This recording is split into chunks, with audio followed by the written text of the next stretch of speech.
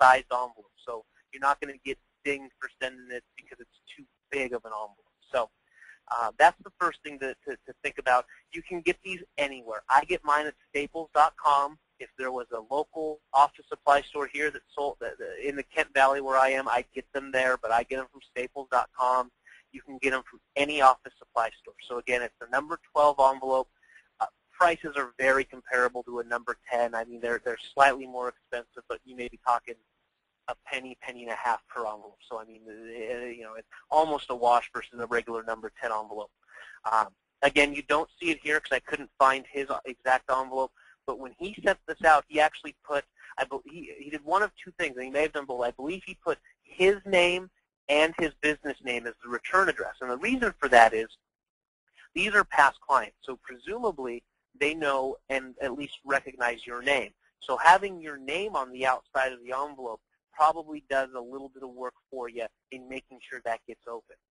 As a general rule of thumb, if I'm sending to my own customer list, I'll use either my name or my company name. If I'm sending out to prospects, so people who don't know Travis or 3D Mail from, you know, the guy down the street, they don't know me from anybody, I'll typically just use my own address. Again, that's a big, broad general rule for direct mail, but it's one I follow for the most part. So let's see here. Let's go to the next screen here. And now you can see here, so we've got his number 12 envelope here. Let me grab my spotlight again. He's got his number 12 envelope here. He's got the boomerang. And with this, we put the boomerang into the fold of the letter. So you can see a trifold. We just have a trifold letter here. And that boomerang just goes right into the fold of the letter, and then we stick that inside the envelope. So again, very easy, very cool. And here's here's the actual letter that Mark sent out. And so you'll see here just the headline, "We want you back." I notice it's been quite a while since you've been in, and we really miss you. That's why I sent you this boomerang. So again, it's very easy, very straightforward. A couple things I want to point out on this letter. He uses the use of free gifts. So he's giving away an umbrella and giving away a pen set. That's something we just don't have time to talk about today, but it's something that's very, very valuable in using your marketing is free gifts. I can guarantee you his response rate and thus his return went up by offering these. A couple other things. He put a map of his location. Now, again, you may be thinking these are past clients. Well, you just don't want to assume much of anything. Now, again, on the envelope, I put my name and business name on there. You know, I'm going to assume that means a little bit of something. But as far as them coming into my repair shop, I'm not going to assume that they know where I am. So I'm going to put a map there. And anyone who has a location, whether that be retail or a professional practice, anyone who has a location where you want people to actually come and see you, you'd be very, very smart to use a map there. And again, nothing earth-shattering here. It's just a simple 2-page letter. One thing I maybe would do in a little bit of critiquing with Mark, now I'm not going to critique too much because his response rate was so good, but the one thing I would maybe do is maybe put a coupon down here at the bottom. The eye is naturally drawn to those little coupon dashed lines, and so maybe on the bottom of the second page I'd put a little coupon dashed line there. But again, with the response you got, I'm not gonna be too nitpicky about that at all. Yeah, and one of the things too, Trav, that I think is important is that if they look closely at that, they're going to see that it was for certain things to come in for, in some cases. But I think you told me, or he, or whatever, talked about some really big jobs that ended up coming into his shop from this kind of lost client reactivation. Very cool. Very cool. We're getting some questions in, and we'll get to those as we get going here. So I'm just going through those real quick here. So give me a second. Very cool. Okay. So the next thing we're going to move on to is now the B2B side of this lost client campaign. So this comes from Jim, and I hope I say his last name right, Ludi.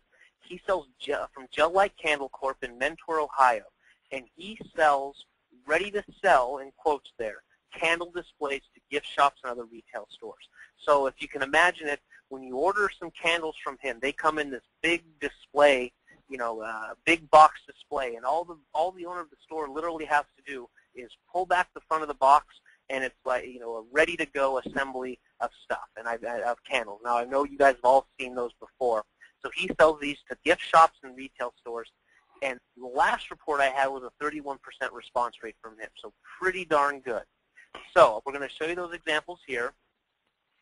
And I know this may look very, very similar to the B2C, or to the business to consumer, the auto repair shop, and that's because it is very, very similar to the in the auto repair shop. Again, we don't change much when we go from B2B to B2C. So you'll notice the live stamps here, the return address with the name of the person, the prospect's name here, a number 12 envelope. When he sent me his sample of this, it looked exactly the same as the one that the auto repair shop used. Obviously, the exception being the return address. I mean, but so there is literally no difference in how these went out.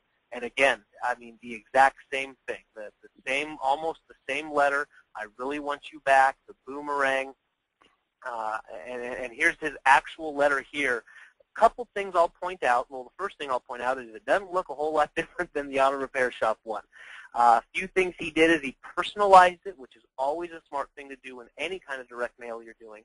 So this one went to Tailored Pooch, I really want you back, and then Dear Teresa. So he got the name of the business in the headline, which in B2B is important. And then he also got the name of whoever his contact was. Teresa must have been his contact when she previously purchased. And he was able to get that name in there as well. You'll notice here a couple of the things he did. He used what we call copy doodles. My friend Mike Capuzzi created those. And so he's got these little handwritten notes that make it look more fun, make it look more readable. He adds some highlights and some bolds. You'll notice here he makes a profit statement that you'll make over $213.28 with your first order that you invest only $110 for. So if I buy this ready-to-go kit for $110 and I sell all my candles, I'll actually profit $213. So, he's doing what we call selling money at a discount. So if I invest $110 and I sell everything, I get a profit of $213. So makes a compelling argument there, and again, uses the highlights, uses the bolds. Something very important he did here that very much gets overlooked is he used an expiration date, and that's very, very important. He uses expiration date here. But what's even more important, I know it might be hard to see down, and where did he put it in here? I can remember, okay, in the PPS. So notice he has 1, 2, 3, 4 PSs. So he says, don't forget the extra fast action bonus of free shipping, which expires on 2/28. So if they act by February 28th, they got the offer plus free shipping. If they acted by the March 15th, they got just the lower price. So again, he is creating his own urgency by throwing in that free shipping with the order. And that double deadline, if you will, is a proven way to get to increase response. And it's very, very smart, very, very underused. And I got to admit, I didn't notice it until he sent it to me, and then I actually called him up a few days later and we talked about it. And I said, wow, he mentioned that, and he said it was something crazy, like 70% of the people who did responded by the 28th, and only 30% responded by the 15th. So I mean, it was tremendous, the amount of he just got his money essentially that much quicker. Anything to add there, Keith? No, you got it good. It's a very good job on that letter as far as doing the kind of things that we teach you about, that you can't just send out 3D mail. You've got to do all of the rest of the copywriting also right. The copy doodles, the deadline, the double deadline, and a letter that just has the things in it that you need to have in a good direct mail letter. Very good, very good. Cool, so let's move on to the next one. This one, and I love this one. This one comes from Charlie Gardner. Charlie's a client of ours. either Macon or Marietta, Georgia. I'm not sure. He's one of those M's down there in Georgia. I think Marietta. But he'll probably let me know if he's on the call. If he's not, oh, Macon right there. It's on my slide. And he did over $10,000 on a $2,500 investment on the front end. And what I really like about this is he is essentially selling TV advertising. He is selling ads that run on televisions and restaurants, and he did it via direct mail. Yeah, but I want to make sure that we look at that. When you say on the front end, I look at that and I kind of thought, oh, $2,500. You're talking about a $2,500 front end investment. You're also talking about a $10,000 front end return. And I think part of what you mean by that, Travis, is the whole idea that that's just their initial orders that he's placing with them, right? They're going to continue to do business with them over time. So that reminds me of a guy. I'll be real quick on this. One of the guys in our chapter meeting up here that we have, we're the IBA up here in the Seattle area, window cleaning. He did his ROI based on his, what they got up front, their first year return. Well, I talked to him here a few weeks ago and said, hey, have you ever done a ROI on those clients you got from that mailing that you did 4 years ago, what your ROI is now? And he's like, oh my God, it would be thousands of percent, because he's continuing to do business with them 4 years later. Yep. Very cool. Yeah, and that's something to take into account is the don't just think, okay, well and Charlie said, hey, I was ecstatic, 5-to-1 ROI, but hey, these guys should be re-upping with me every 6 months or every year. I don't know how long his contracts last, but if I'm doing my job with these ads for him, they'd be silly not to come back for me. So again, he used a little pill bottle mailer, and so here's an example of that. You'll notice here. Let me grab my spotlight again. This is that same 2x4-inch label we used. When did we use it? On the mailing, on the message in a bottle. There's no magic to the size of 2-inch by 4-inch, other than the fact that if you're a guy like me and you send out a lot of this stuff, a 2x4 label fits on all of my products. So that's the only magic to the size, is that I can have one size of label here in my office, and I don't have to worry about having one for this product, or one for this product, or one for that product. I can just get them out the door with one label. So there's no magic to it. That's just the size I use. So you'll notice here as well, you've got that postage on the outside, mailing label on the outside. This mails, as you'll see there, that is the correct price. It's $1.71. So that was included in Charlie's $2,500 investment, was that $1.71. And you can actually get that down to $1.55, and even lower if you do pre-sort mailing. You got to have a few hundred to send those out. So when we sent this out for Charlie, we actually got that down to $1.55. And I do see some questions in there, and we'll get to those at the end. So if you did ask a question, I promise I'll get to as many of them as I can at the end. So, and I know there were some questions about postage and that kind of stuff. So I did want to point that one out here. So label on the outside, postage on the outside, and out the door it goes just like that. You'll notice I'm going to go back. Actually, I can go forward. It's one of those child-proof locks, so there's no way this thing's coming off in the mail. I mean, you got to push down and twist. So here's his letter. You'll notice that we fold it up, and we fold it in half twice. We fold it in half, then we fold it in half again, so you get a little strip, and then we actually just roll it up there. So you can see that. It's just rolled up right there, and here's what it looks like when it comes out. So, I mean, is it a little wrinkly? Sure. Is it in perfect pristine condition? Absolutely not. But, I mean, even in this is a picture I took the other day, and even the picture shrunken down, you can still see that it's still very, very easy to read. And so let's go to his letter here. So the first thing you'll notice, this is the first page. He did three pages. I've gotten up to 4 and 5 pages in here. It just depends on how thick of a stock of paper you're using. With this one, I'll typically use I'll use a thinner paper, so I'll maybe give up a little bit of the print quality to make sure that it rolls up and gets inserted nice and easy. So you'll notice here, he's got a pre-head with pain points. So I'm going to grab my spotlight again. So are you sick of spending big bucks on advertising that doesn't work?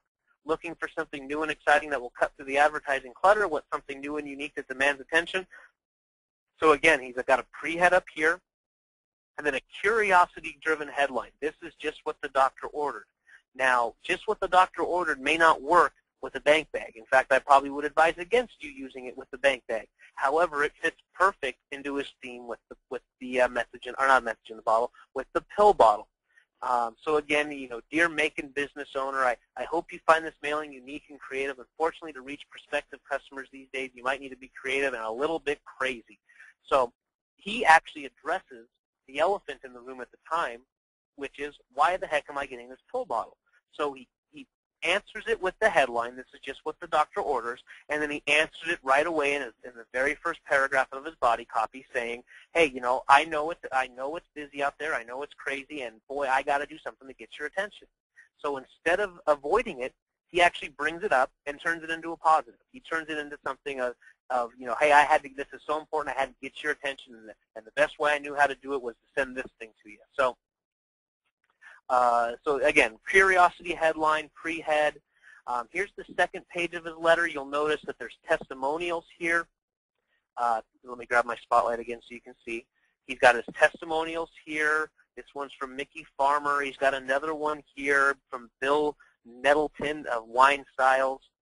And again, so great use of testimonials. And here's the pictures of the television. So what he's doing is he gets these essentially what he does is he gives these restaurants the televisions for free as long as he gets to have his ads running on them. So you can see here in the big part of the television is the actual television program, and then he's got the side advertisement here, and he's got what he calls the runner here. And so, and I've actually been, there's a restaurant that I go to with a lot of my friends, and they have this there. And I got to tell you, it was pretty cool. I mean, so I'm not trying to sell Charlie's product to you or anything, but this is pretty cool. Again, I'm not going to critique it too much based on his results. One of the things I would certainly add, though, is a caption to the bottom of all these pictures. Pictures are your eye is naturally drawn to pictures. And if your eye is naturally drawn to pictures, you better have a caption there, and the caption better do something to further move along the sale. So I would put a caption down here, something along the lines of, I'm going to assume that this is a picture of Mickey Farmer. So I would have a caption down here that says, Mickey Farmer saw her business increase 15% the month that she ran her first ad. It's got to be true. I'm not telling you to lie. I made that up, but make sure you're truthful with that. But always have a caption with your pictures. Always want to do that. And then here's page 3. Again, he uses the copy doodles, which I'm a big fan of. I think they're very valuable. He uses some highlights. You'll notice here he uses a PS. We touched on that a little bit, but the PS, in almost every study I read, the PS is actually the second most read part of any letter. So what happens is they get a sales letter, they read the headline, and then what happens? They want to know who is it from. So they look down who's it from, and then they read the PSs. So having PSs in there is also a very, very valuable thing to have. Anything to throw in there? Now, Trav, the key is here again, I'm just going to say it one more time, is one of the things that ends up happening sometimes is people think they just magically get huge returns by making something 3D. And we've even seen it where people will throw a 3D item into a letter and then they won't even refer to it in the letter. You still have to use good copy ideas, and that's where we try to help our clients in making sure that they're using these good basic copy things. What we do with 3D mail is we'll take something that's maybe getting a very poor response in quadruple whatever, and we don't guarantee any of these numbers, but typically you still have to have a good offer and you have to have a good list, and then you've got, and then if you add 3D mail to it, we can, you can multiply the results many times. I talked to somebody the other day while you were gone, and she told me her offer, and I just thought, boy, that's just not enough to get anybody excited. Yep. Very cool. So I've got an eye on the clock here, so we're running a little behind, so we're going to get moving here. Here's an example. This is the only example I've used for my own business during this presentation, because I wanted you guys to see what other people are doing, because I know it's easy for you to say, well, Travis, that's easy, you do it. This is an example I used for more than just mail, and we actually use 3D mail anywhere we want to stand out to be outrageous. And this example was used as a bag stuffer at a Dan Kennedy marketing conference. So if any of you have been to a seminar, know that when you go and you sign up,